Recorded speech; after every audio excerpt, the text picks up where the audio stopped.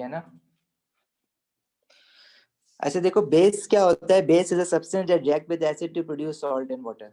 What are base? Base basically metal oxide जो होती है ना, वो बेसेस होती हैं।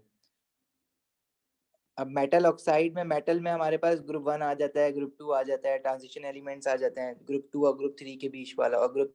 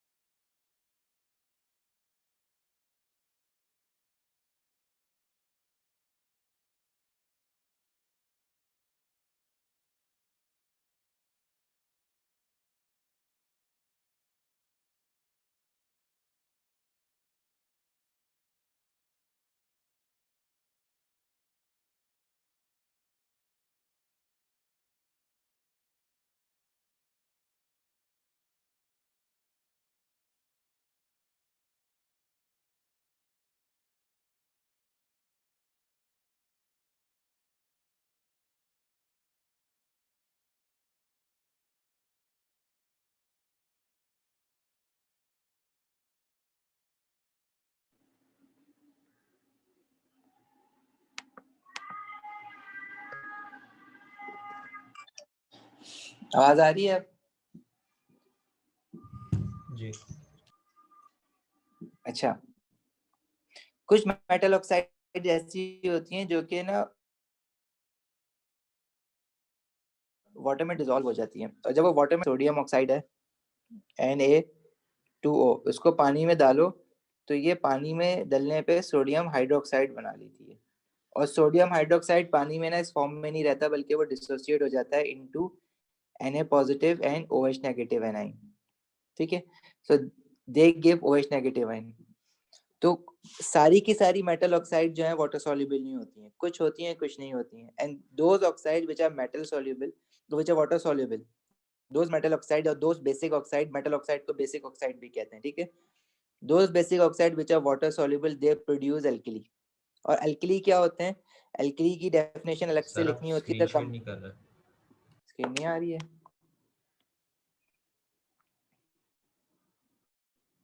आ गई?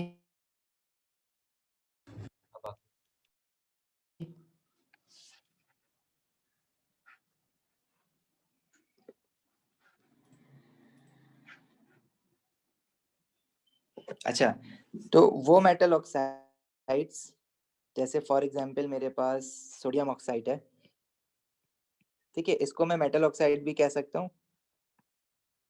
और क्योंकि यही मेटल ऑक्साइड एसिड के साथ रिएक्ट करती है, जो भी चीज एसिड के साथ रिएक्ट करती है उसको हम कहते हैं बेस, तो इसको मैं बेसिक ऑक्साइड भी बोलूंगा। तो वो मेटल ऑक्साइड जो वाटर सॉल्युबल होती है ना, जो पानी में डिसॉल्व हो जाती हैं, तो पानी में डिसॉल्व होके बना लेती हैं एल्कली, जिसके अंदर होता है सोडियम हाइड्रोक्साइड। तो इसको हम कहेंगे दिस इज एल्कली, या इसको आप ये भी कह सकते हो this is metal hydroxide. Metal hydroxide या एल्कली। एल्कलीज जो होते हैं वो जो है पानी में डिसोसिएट हो जाते हैं, जैसे एसिड पानी में डिसोसिएट होके H पॉजिटिव आयन और Cl नेगेटिव आयन बना लेता है ना, इसी तरह एल्कलीज जो होते हैं वो पानी में डिसोसिएट होके OH नेगेटिव आयन बनाते हैं। Na पॉजिटिव एक हो गया इसका, और हाइड्रोक्साइड एनाइन ये हो जाएगा OH नेगेटिव आयन, इसको हम हाइड्रोक्साइड आयन कहते हैं। ये बेसिकली बिल्कुल वैसे ही काम करता है जैसे एसिड काम करता है, लेकिन बिल्कुल उसका अपोजिट। तो अगर किसी सोल्यूशन में OH नेगेटिव आयन होंगे ना, तो हम कहेंगे कि उस सोल्यूशन में अल्कलिनिटी है। और अल्कलिनिटी बिल्कुल अपोजिट होता है एज कंपेयर टू एसिडिटी। मतलब अगर H पॉजिटिव आयन जो है वो OH नेगेटिव आयन के सामने आता है तो they react to produce water and this particular reaction is known as neutralisation reaction. जैसे अभी हमने ऊपर एसिड के रिएक्शन में पढ़ा था ना कि acid was reacting with an alkali to produce salt and water, और उस रिएक्शन को मैंने कहा था न्यूट्रलाइजेशन रिएक्शन। तो कोई भी एसिड जब किसी अल्कली के साथ रिएक्ट करता है तो it produces salt and water. Acid जैसे फॉर एग्जांपल HCl हो गया, अल्कली जैसे सोडियम हाइड्रोक्साइड हो गया, it will produce sodium chloride and water. ठीक है, इस रिएक्शन की हम बनाते हैं आयोनिक इक्वेशन, और जो आयनिक इक्वेशन होती है वो हमारे पास ये होती है H positive OH negative to produce water. अब ये आयनिक इक्वेशन कैसे बनती है ये हम लोग थोड़ी सी देर में आगे अभी पढ़ेंगे, लेकिन फिलहाल अभी ये याद रखना है कि बेसिक ऑक्साइड्स क्या होती हैं, जो कि मेटल ऑक्साइड्स होती हैं। कुछ सारी की सारी basic oxides react with acid, but some basic oxides are water soluble, not all the basic oxide. सारी की सारी बेसिक ऑक्साइड जो है वो वाटर सॉल्युबल नहीं होती हैं, सम आर वाटर सॉल्युबल। चलो इसको ना समराइज करके ऐसे बना देता हूँ। देखो, बेसिक ऑक्साइड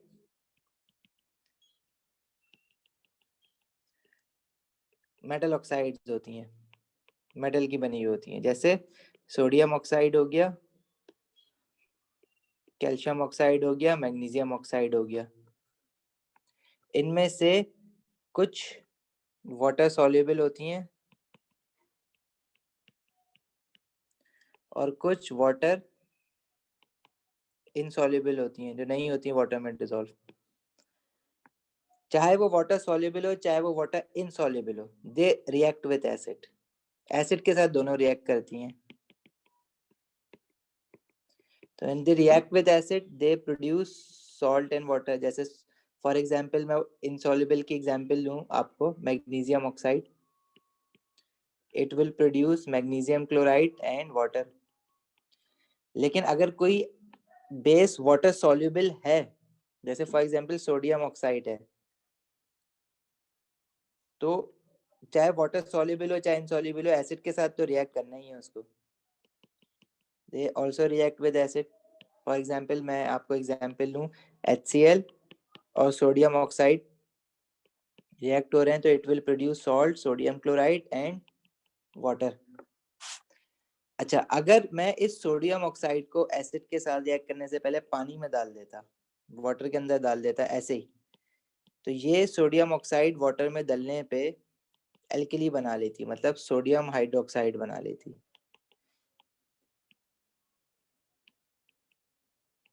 तो and this alkali can also react with acid, HCl और सोडियम हाइड्रोक्साइड का रिएक्शन अभी देखा, this will also produce salt and water. तो all bases reacts with acids to produce salt and water, सारी की सारी। ठीक है, only some bases are water soluble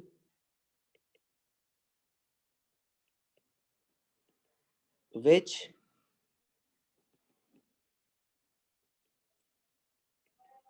produce alkali in dissolving with water।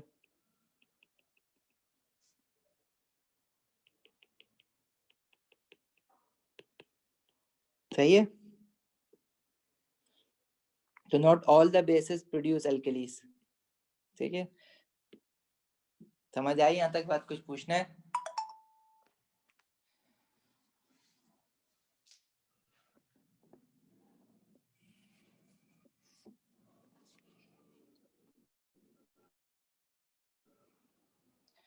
अच्छा, अब जो एल्कली है ना वो बिल्कुल अपोजिट रिएक्ट करता है एसिड के। तो एल्कली की डेफिनेशन ये बनती है, the compound which produces OH negative ions in aqueous solution. जैसे फॉर एग्जांपल मेरे पास सोडियम हाइड्रोक्साइड है, उसको मैं पानी में डालूंगा तो Na पॉजिटिव और OH नेगेटिव आयन बनेगा। This OH negative ion basically determines the एल्केलिनिटी of a solution. जैसे H positive ion acidity show करता है, ये एल्केलिनिटी शो करता है, उसकी प्रॉपर्टीज अलग होती हैं एज कम्पेयर टू एसिड्स। जैसे एसिड्स में स्ट्रॉन्ग एसिड और वीक एसिड था, acid that completely ionizes strong acid थे, एसिड दैट पार्शियली आयनाइजेस वो वीक एसिड थे। इसी तरह एल्कलीज में भी होता है। तो कुछ एल्कलीज होती हैं जो कि फुली आयनाइज हो जाती हैं एक्वस सॉल्यूशन में। मतलब क्या है फुली आयनाइज होने का? अगर मेरे पास मैंने सोडियम हाइड्रोक्साइड लिए एल्कली और उसको पानी में डाला है, तो अगर मैंने 1000 मॉलिक्यूल्स लिए हैं सोडियम हाइड्रोक्साइड के, तो 1000 के 1000 डिसोसिएट हो जाएंगे, 1000 Na पॉजिटिव आयन बन जाएंगे और 1000 OH नेगेटिव आयन बन जाएंगे। ठीक है, दिस इज कंप्लीट आयनाइजेशन या कंप्लीट डिसोसिएशन। ठीक है, क्या वर्ड यूज करते हो इसके लिए? कंप्लीट आयोनाइजेशन या कंप्लीट डिसोसिएशन। इसमें लिखा हुआ है फुली आयोनाइजेस या कंप्लीटली आयोनाइजेस। अच्छा, और वीक एल्कलीज क्या होती हैं? जो कि पार्शियली आयोनाइज्ड होती हैं। जैसे फॉर एग्जांपल मैग्नीशियम हाइड्रोक्साइड जो है वो वीक एल्कली है। इसको आपने पानी में डाला तो ये बनाएगा तो Mg2 पॉजिटिव और OH नेगेटिव आयन, लेकिन अगर इसके आपने यहाँ पे 1000 मॉलिक्यूल्स डाले थे तो 1000 के 1000 नहीं बनेंगे। ठीक है, सिर्फ क्या बोला 10 बन गए, और इसके यहाँ से सिर्फ 20 बन गए। 2 मोल है ना, 2 इंटू 10 तो 20 बन गए। तो 1000 के 1000 डिसोसिएट नहीं हुए या आयोनाइज नहीं हुए। लेकिन जो स्ट्रॉन्ग एल्कली होता है उसमें 1000 जितने डाले सारे के सारे आयोनाइज हो गए।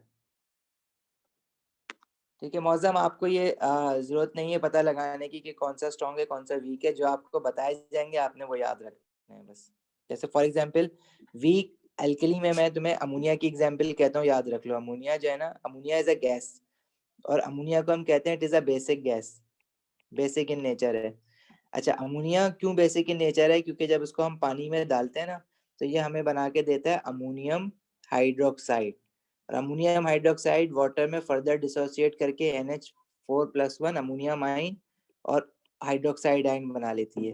ये जो NH4+1 है इसका नाम होता है अमोनियम आयन।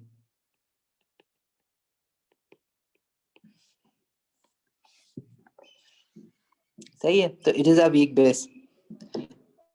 अच्छा, अल्कलीज या बेस की प्रॉपर्टीज क्या होती है? देखो मैं अल्कलीज या स्लैश बेसिस क्यों कह रहा हूँ उसको, क्योंकि जो बेस है वही उसी ने अल्कली बनाना है ना। जैसे सोडियम ऑक्साइड है उसी ने सोडियम हाइड्रोक्साइड बनाना है। तो अगर कभी भी कोई अल्कली बना है तो वो पहले कभी बेस होगा, उसके बाद वो अल्कली बना होगा। ठीक है, तो जितनी भी अल्कलीज होती है ना, all alkalis are bases, but all bases can not be dissolve in water to form alkali. तो ऐसा नहीं है कि अगर मेरे पास 10-12 बेसेस हैं तो सबकी सब अल्कली बनाएंगे, उसमें से वही अल्कली बनाएंगे जो वाटर सॉल्युबल है। तो अल्कली आखिर बना कैसे था? अल्कली किसी बेस से ही बना है ना। अच्छा, उसके बाद अली क्या कह रहे हो? कौन सा मैग्नीशियम वाला?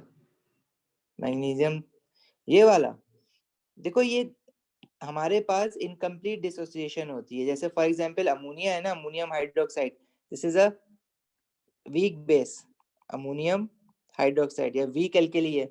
इसको जब मैं वाटर में डालता हूँ ना, तो अगर मैंने इसके फॉर एग्जांपल 1000 मॉलिक्यूल्स डाले अमोनियम हाइड्रोक्साइड के, तो 1000 के 1000 डिसोसिएट नहीं होते। कुछ जो है ना वो ऐसे ही इसी फॉर्म में पड़े रहते हैं अमोनियम हाइड्रोक्साइड के, वो आयोनाइज नहीं हो रहे। इसमें से 1000 डाले तो 10 हो गए और इसके 10 हो गए। लेकिन जो स्ट्रॉन्ग एल्कली होता है ना, जैसे सोडियम हाइड्रोक्साइड है, उसके मैंने 1000 मॉलिक्यूल्स डाले तो 1000 के 1000 जो है वो Na पॉजिटिव आयन निकल गए और 1000 OH नेगेटिव आयन निकल गए।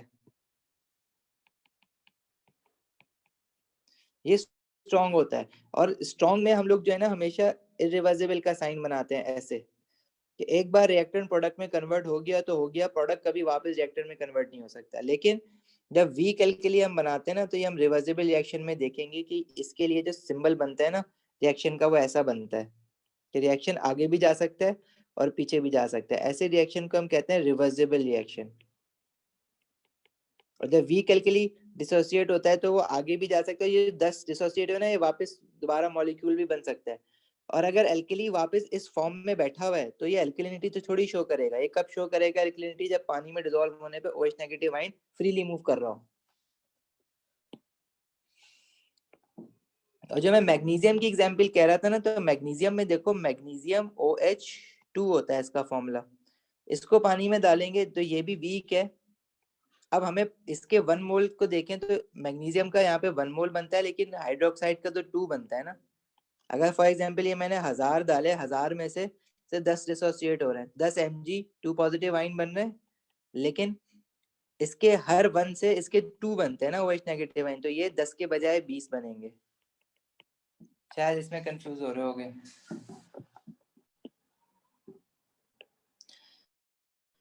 अच्छा, properties of acid and bases, या sorry alkalis and bases. Acid जैसे सावर इन टेस्ट होते हैं ना, एसिड्स के बारे में हमने पढ़ा था, they are Sawar in test, खट्टे होना। इसी तरह जो एल्कली या बेसिस होते हैं, they are bitter in taste. Bitter मतलब कड़वा होना, एसिड जो है वो खट्टा होना। इसी तरह एसिड जो है वो लिटमस को रेड कलर का कर देते हैं, लेकिन जो एल्कलीज या बेसिस हैं वो लिटमस को ब्लू कलर का कर देती हैं। ठीक है, blue in colour. Both acid and alkalis when dissociates into water they give ions. Acid H positive ion देता है, alkali OH negative ion देता है। फ्री मूविंग आइंस तो मिल रहे हैं ना, और फ्री मूविंग आइंस जब भी मिल रहे होंगे तो हम कहेंगे कि alkali भी एज इलेक्ट्रोलाइट यूज हो रहा है। सेकेंडली alkalis जो है ना, दे are soapy to touch, slippery होते हैं। और एसिड्स को तो आप टच करने का सोचते भी नहीं हो। कंसंट्रेटेड एल्कलीज अगर होते हैं ना, बहुत ज्यादा कंसंट्रेशन में एल्कली है, तो वो भी कोरोसिव होता है, वो भी स्किन आपकी इरिटेट करेगा या जलाएगा। लेकिन एसिड तो जो होता है वो बहुत ज्यादा कोरोसिव होता है, आपकी स्किन जला देता है। एल्कलीज जो होते हैं they are soapy to touch, they are corrosive but highly concentrated alkalis. Alkalis के यूजेस हमारे जैसे सोप मेकिंग में यूज होता है, टूथपेस्ट में यूज होता है एल्कली। ठीक है, टूथपेस्ट में एल्कली यूज करने का रीजन ये है कि क्योंकि जब आप खाना खाते हो तो जो आपके जो जर्म्स होते हैं माउथ के, they actually thrive on when they क्या कहते हैं डाइजेस्ट फूड पार्टिकल्स, तो वो एसिड प्रोड्यूस करते हैं, और वो जो एसिड होता है वो जो दांतों का इनेमल होता है उसको डिस्ट्रॉय करता है। इसलिए toothpaste have alkalis to neutralise that acid. इसी तरह एल्कली जो है सोप मेकिंग के लिए, एल्कली को जब ऑयल में मिलाते हो ना तो सोप इज प्रोड्यूस्ड। और strong alkalis they are corrosive like acids, but weak alkalis you can use them in daily life. Soap में होता है, टूथपेस्ट में होता है।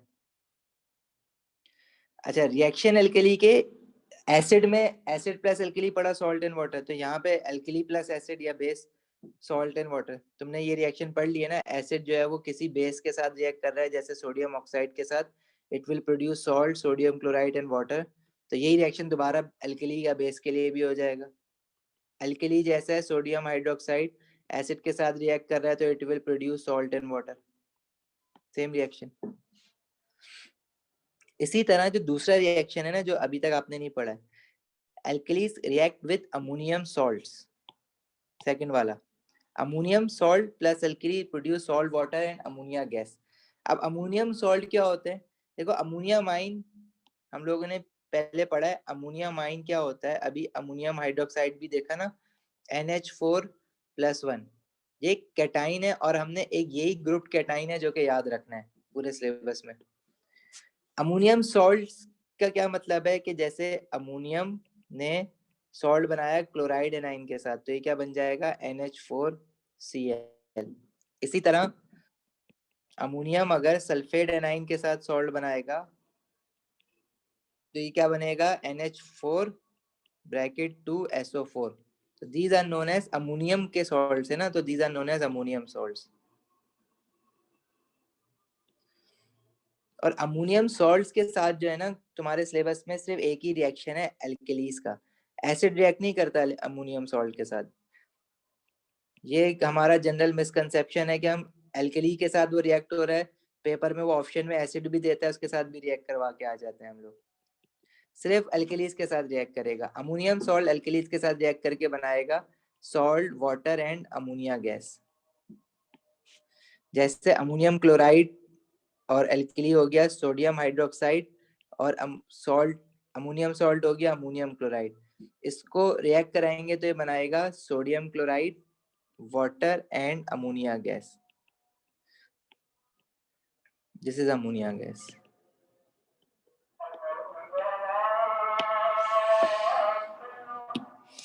सही है? यहाँ तक कुछ पूछना है किसी को?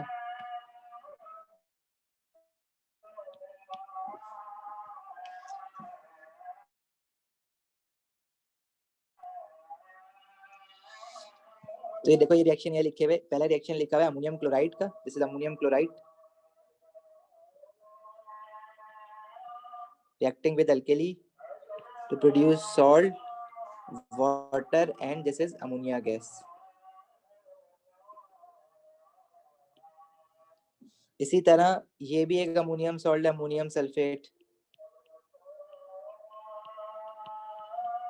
this is ammonium sulfate reacting with calcium hydroxide which is an alkali because it has hydroxide OH, producing salt, calcium sulfate, water and ammonia gas.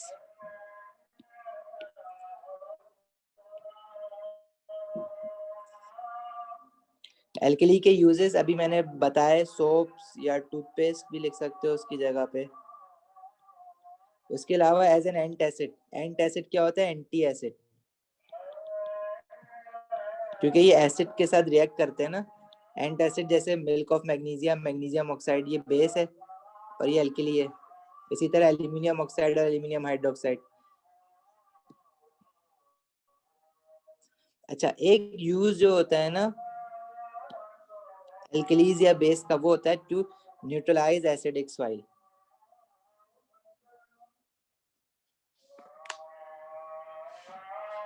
इसके अंदर जो है ना वो तुम्हारे पास एक क्वेश्चन पूछता है, कैल्शियम ऑक्साइड है या कैल्शियम हाइड्रोक्साइड। देखो कोई क्लाइम, कैल्शियम ऑक्साइड क्या होता है? अगर मैं कैल्शियम की बेस फॉर्म में लूँ ना, बेसिक ऑक्साइड, इसको हम कहते हैं क्विकलाइम। और इस ये बेस जो है ना वाटर सॉल्युबल होता है, मतलब कुछ पार्ट इसका पानी में डिसॉल्व होने के बाद बना लेता है कैल्शियम हाइड्रोक्साइड।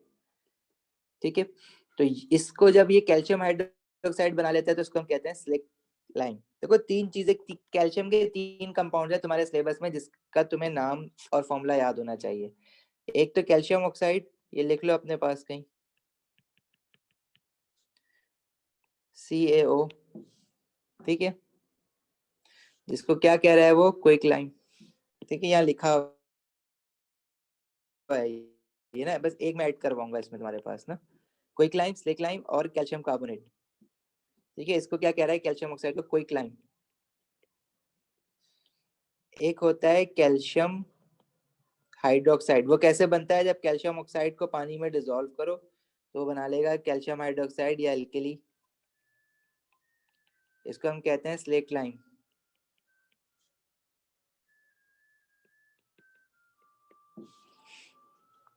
और फिर हमारे पास एक चीज होती है कैल्शियम कार्बोनेट, इसका फॉर्मूला होता है CaCO3, इसको हम कहते हैं लाइमस्टोन। ये सारे के सारे जो है ना, खास बात इनमें क्या है, सबके साथ देर ये एसिड के साथ रिएक्ट करते हैं, तीनों के तीनों एसिड्स के साथ रिएक्ट करते हैं।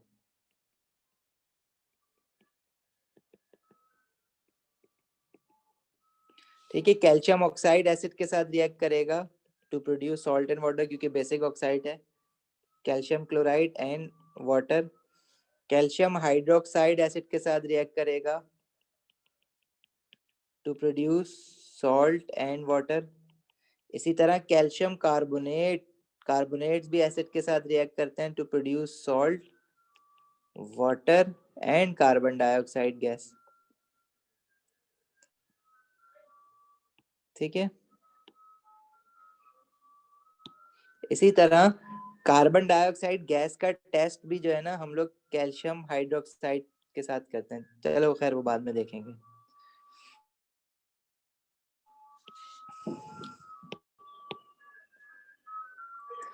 अच्छा जी, तो जो ये एसिड के साथ रिएक्ट करते हैं ना, तो फार्मर्स क्या करते हैं जब उनका सॉइल एसिडिक हो जाता है तो उसमें वो कैल्शियम ऑक्साइड या कैल्शियम हाइड्रोक्साइड डालते हैं। कैल्शियम ऑक्साइड डालेंगे, पानी डालेंगे तो वो खुद ब खुद डिजोल्व होकर कैल्शियम हाइड्रोक्साइड भी बना लेता है। और फार्मर्स का सॉइल एसिडिक कैसे होता है? Due to acid rain. Acid rain क्या होती है वो भी एयर एंड एटमॉस्फेयर में हम लोगों ने पढ़ना है, लेकिन एसिड रेन इसके जब एसिडिक गैसेस हवा में होती है, बारिश होती है, तो वो डिजोल्व करके उसको नीचे लेके आ जाती हैं। तो आगे अभी हम इसी चैप्टर में ये भी देखेंगे कि एसिडिक गैसेस कौन सी होती हैं। तो होता क्या है कि जब फार्मर जो है उसने एल्कली डाला हुआ है, calcium hydroxide to neutralise the acid. अच्छा, फार्मर जो है वो अपनी फील्ड के अंदर फर्टिलाइजर भी डालता है, और जो फर्टिलाइजर्स होती है ना उनमें होते हैं अमोनियम सॉल्ट, जैसे कि अमोनियम क्लोराइड। अगर फर्टिलाइजर ये गलती कर दे साथ कि वो फर्टिलाइजर और कैल्शियम हाइड्रोक्साइड या कोई क्लाइम या स्लेक क्लाइम एक साथ डाल दे, तो एक साथ डालने पे क्या होगा कि calcium hydroxide being an alkali it will react with ammonium salt and you know the rest के वो बनेगा salt water and ammonia gas. अच्छा, फार्मर फर्टिलाइजर क्यों डालते हैं? फार्मर फर्टिलाइजर इसलिए डालता है क्योंकि फर्टिलाइजर में होता है nitrogen, and nitrogen is required to make plant protein.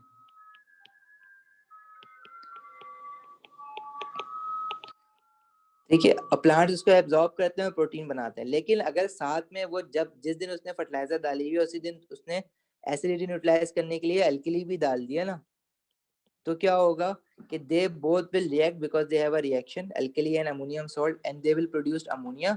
Ammonia बनेगा इन द गैसियस फॉर्म, और ये ना उड़ जाएगा सॉइल में से, गैस है ना, निकल जाएगी सॉइल में से। तो इसके साथ नाइट्रोजन भी तो है, नाइट्रोजन निकल गया। भाई आपने तो नाइट्रोजन इसलिए डाला था, फर्टिलाइजर इसलिए डाली थी कि नाइट्रोजन प्लांट एब्जॉर्ब करे अपनी रूट से, लेकिन नाइट्रोजन तो निकल गया अमोनिया गैस बन के, तो जो फर्टिलाइजर डालना उसका बेकार हो गया। इसलिए farmers are advise never to use alkali and fertiliser on the same day. अगर उसको एसिडिटी न्यूट्रलाइज करनी है तो वो एल्कली डाल के वेट करे 1-2 दिन, उसके बाद फर्टिलाइजर डाले। ठीक है, समझ आई बात ये वाली? किसी को कुछ पूछना है तो पूछ सकता है भाई। जवेरिया, अजहर, अली, मौजम, अहमद,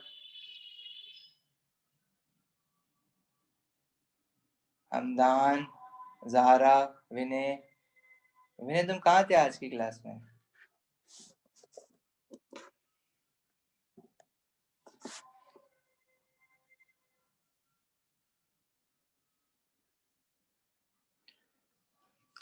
अच्छा चलो आगे बढ़ते हैं।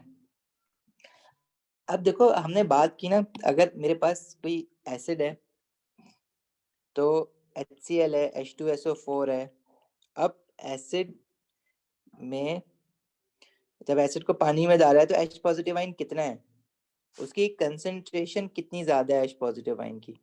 जितनी ज्यादा कंसंट्रेशन होगी H positive ion, you guys know concentration, ठीक है, कि कितने मोल्स हैं H पॉजिटिव आयन के। Concentration is number of moles in per decimetre cube. If there are greater H positive ion, concentration ज्यादा है H पॉजिटिव आयन की, तो एसिडिटी ज्यादा होगी, और अगर कम है तो एसिडिटी कम होगी। तो ये मेजरमेंट जो हम करते हैं ना, उसके लिए हमने एक स्केल बनाया हुआ है जिसको हम कहते हैं पीएच स्केल। बेसिकली पीएच जो है ना हमें बताता है कि कौन सा सोल्यूशन ज्यादा एसिडिक है, कौन सा कम एसिडिक है। फॉर एग्जांपल मैंने आपको 2 बीकर दिए, उन दोनों में एक में जो है ना वो है नाइट्रस एसिड है जो कि वीक एसिड है। वीक एसिड है मतलब मैंने क्या किया, 1 ग्राम ऑफ नाइट्रस एसिड डाला है इसमें, और मैंने दूसरे में 1 ग्राम ऑफ HCl डाला है जो कि स्ट्रॉन्ग एसिड है। तो क्या होगा, इसके सारे के सारे मॉलिक्यूल H पॉजिटिव आयन और Cl नेगेटिव आयन में डिसोसिएट हो जाएंगे, लेकिन नाइट्रस एसिड के सारे तो नहीं होंगे डिसोसिएट। मतलब अगर इसके मैंने 100 डाले तो इसके सिर्फ 10 हुए, अगर इसके मैंने 100 डाले हैं तो 100 के 100 हो गए। तो H पॉजिटिव आयन किस में ज्यादा है, HCl वाले कंटेनर में ज्यादा है, तो it is a strong acid. H positive ion इतने ही, दोनों का सेम वॉल्यूम लिया है मैंने, V और V। तो H पॉजिटिव आयन जिसमें ज्यादा है उसकी कंसंट्रेशन ज्यादा है, उसकी कंसंट्रेशन ज्यादा है। तो अब ये मुझे जो है ना मेजर करना है कि कितना ज्यादा है, तो हम लोग उसके लिए पीएच मीटर यूज करते हैं। पीएच मीटर क्या काम करता है, H पॉजिटिव आयन की कंसंट्रेशन कैलकुलेट करता है और उसको इन द फॉर्म ऑफ एक नंबर दे देता है। अगर ज्यादा H पॉजिटिव आइन होते हैं, बहुत ज्यादा होते हैं, तो उनको नंबर दे देता है 1। और अगर H पॉजिटिव आइन जैसे जैसे कम होते जाते हैं तो नंबर बढ़ता जाता है 3, 4, 5, 6। और H पॉजिटिव आइन OH नेगेटिव आइन के बराबर हो जाते हैं तो नंबर हो जाता है 7। असल में एसिडिटी, ये पीएच स्केल जो है ना वो रेंज कर रहा होता है 7 से 14 तक। और इसमें दोनों एसिडिटी भी आ जाती है, अल्कलिनिटी भी आ जाती है। अगर पीएच 7 है ना किसी सॉल्यूशन का, इट मींस वो न्यूट्रल है। और न्यूट्रल पीएच होने का मतलब यह है कि उस सॉल्यूशन के अंदर जितना H पॉजिटिव आइन है उतना ही OH नेगेटिव आइन भी है। क्योंकि H पॉजिटिव आइन और OH नेगेटिव आइन अगर इक्वल होता है तो वो वाटर बना लेता है, न्यूट्रल सॉल्यूशन बना लेता है, नीदर एसिडिक नॉर अल्कलाइन। लेकिन जैसे जैसे H पॉजिटिव आइन की कंसंट्रेशन में बढ़ाता जाऊंगा, वैसे वैसे इसका एसिडिटी इंक्रीज होती जाएगी सॉल्यूशन की। एसिडिटी इंक्रीज होती है तो पीएच जो है ना वो डिक्रीज होता है, 1 की तरफ जाता है। तो 1 बीइंग द स्ट्रॉन्गेस्ट एसिड। और अगर मैं H पॉजिटिव आइन की कंसंट्रेशन जो है वो कम करता जाऊं और OH नेगेटिव आइन की बढ़ाता, तो मेरे पास जो सॉल्यूशन होता है वो अल्कलाइन होता जाता है। तो इट इज बेसिकली जो पीएच है ना वो हमें H पॉजिटिव आइन की बिहाफ पे कैलकुलेट करके देता है वैल्यू। H पॉजिटिव आइन OH के इक्वल है तो न्यूट्रल है, H पॉजिटिव आइन OH से ज्यादा है तो एसिडिक होता जाएगा, जितना ज्यादा होता जाएगा उतना एसिडिक, मतलब उतना पीएच जो है वो मेरा कम होता जाएगा। Smaller the value of pH greater is the acidity. ठीक है, स्मॉलर पीएच मतलब ग्रेटर एसिडिटी और ग्रेटर H पॉजिटिव आइन। ठीक है, हायर पीएच मतलब 7 से बड़ा 14 की तरफ, ग्रेटर एल्कलिनिटी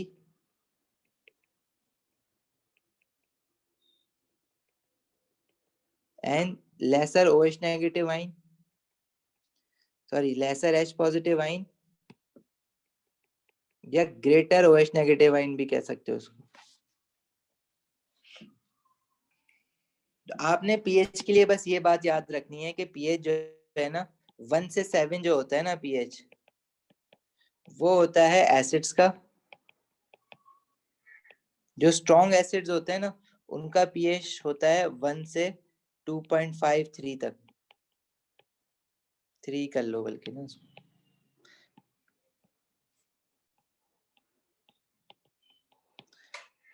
और जो वीक एसिड्स होते हैं उनका समझ लो 4 से 6 तक वीक एसिड्स का होता है। इसी तरह पीएच जो है ना वो समझ लो 7 से 7 तो न्यूट्रल होता है, और अपना 7 ऑनवर्ड 7.1 से अगर आप 9 तक चले जाओ तो वो strong alkalis, sorry week alkalis का पीएच होता है।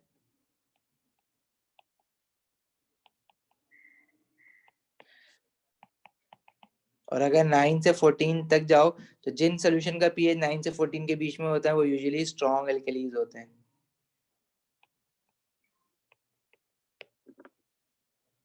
ठीक है, पीएच जो है, अब ज्यादा पीएच की डिटेल में कुछ पूछ रहा है कोई?